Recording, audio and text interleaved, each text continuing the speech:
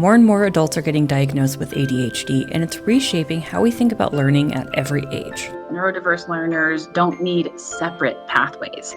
They need an education system that welcomes and works for everyone from the start. That's Dr. Sarah Ann Tompkins, Associate Dean at Colorado State University. ADHD isn't a limitation, it's a different way of thinking. Watch our social media series on getting diagnosed with ADHD and autism on our Instagram and YouTube channels. From Boise State Public Radio, this is The Connector, Idaho's daily news. Good morning, I'm James Dawson. It's Thursday, May 29th, and here are today's headlines. A new analysis of the most recent income tax cuts passed by state lawmakers shows the legislation disproportionately benefits high-income earners. Julie Lucetta has more. This year's House Bill 40 lowers income taxes for all Idahoans. The nonprofit Idaho Fiscal Policy Center's latest report says the tax system is still regressive. Those with low income still pay a higher share of their income on taxes than those with very high incomes. That's May Roberts, an analyst at the center.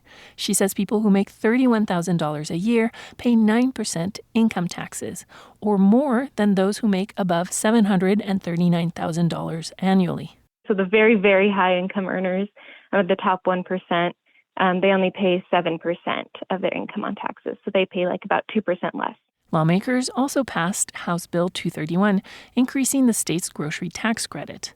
Roberts says for middle-income families, that won't be enough to counter the loss of the child tax credit, which lawmakers did not renew and will expire at the end of the year. Lawmakers should prioritize providing targeted tax relief to families that need it the most, instead of wide sweeping cuts that disproportionately benefit the wealthy. The report says most households will owe less in 2026, except households with children making between $55,000 and $91,000 annually. The Fiscal Policy Center predicts that group will owe about $100 more next year. Julie Lucetta, Boise State Public Radio News. The head of the U.S. Forest Service is calling for wildfires to be extinguished, quote, as swiftly as possible this season. But aggressive suppression policies are widely believed to be one of the key culprits in the current wildfire crisis. Over decades, they have led to dramatic changes in ecosystems across the West and allowed for the buildup of trees, shrubs, and other wildfire fuel. The Forest Service itself acknowledges that fire exclusion has contributed to what it calls a, quote, full-blown wildfire crisis. Nature Conservancy scientist Mark Kreider was lead author of a 2024 paper that identified more negative suppression impacts. He says he's disappointed by the agency's direction this fire season, which he thinks could lead to more extreme fire. I would really love to see forest management being done, not to make fires easier to put out, but to make fires easier to manage safely. He says that can be accomplished with strategies like prescribed fire, cultural burning, and letting wildfires burn when they can do so safely. Speaking of the heat, in recent years there's been a lot of attention on extreme heat in major urban centers like Phoenix and Las Vegas. But a new analysis argues that rural areas are also at risk. The Mountain West News Bureau's Murphy Woodhouse has more. The analysis from Headwaters Economics and the Federation of American Scientists found that rural residents are just about as likely as people living in urban areas to be vulnerable to extreme heat. But the vulnerability is different. That's Grace Wilkerson, a senior climate and health manager at the Federation. In rural areas, she says, they have pre-existing conditions that make them more vulnerable to the impacts of extreme heat. You have more people who are elderly, more people living in vulnerable housing, all of which is a predisposition to heat-related illness and higher exposures to extreme heat. An interactive map in the report shows vast swaths of the West are rural areas with elevated vulnerability to extreme heat. Nevada and Arizona were among the top 10 states with the highest proportion of their population living in such places. Wilkerson says that more research is needed on effective interventions, pointing out that things like cooling centers don't work as well in places where the population is so dispersed. For the Mountain West News Bureau, I'm Murphy Woodhouse.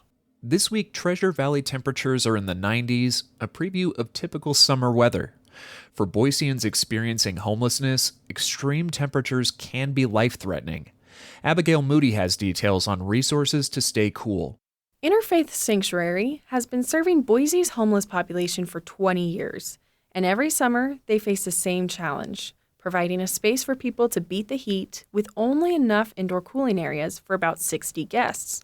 Jody Peterson-Steigers, the executive director of the organization, says it uses its outdoor space as a cooling area. We provide popsicles and water, and anyone who's like medically fragile or really needs a break from the heat, we move into our shelter to help them cool off further. In January, the organization had its conditional use permit for a new building on State Street revoked by the Idaho Supreme Court. This week, it resubmitted the permit with hope to gain approval and finish construction by October.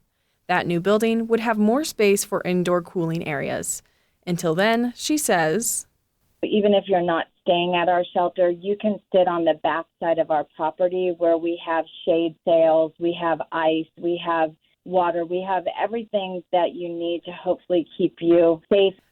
Public areas such as libraries and parks along the river can also offer relief from the heat. Abigail Moody, Boise State Public Radio News. For more information on the shelter and services offered around the Treasure Valley, you can visit our website, boisestatepublicradio.org. And that's today's episode of The Connector. I'm James Dawson, and we'll see you back here tomorrow. To stay in touch with the news between now and then, check out boisestatepublicradio.org or download the free Boise State Public Radio app. Thanks for listening.